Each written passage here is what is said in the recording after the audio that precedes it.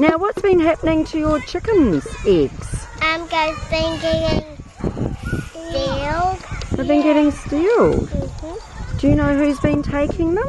A person. Somebody. And what did they do?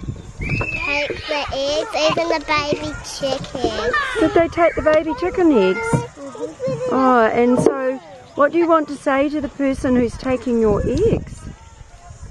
Is there anything you'd like to say to them? And please don't steal our chickens. Because what do you do with your chicken eggs? Do you take them home and eat them? We save them for baking here, and we're waiting for the chicks to hatch. Oh, have you got chickens that are going to hatch? Yeah, baby chickens. Oh, that's exciting. And do you help look after the chickens? Yep. What do you do? Every day we go and check the eggs, and only once a day we give them pellets. Oh, good. And every time we come out, we give them scraps. Oh, that's good, isn't it? And so we want to have our chickens not getting their eggs stolen, don't we?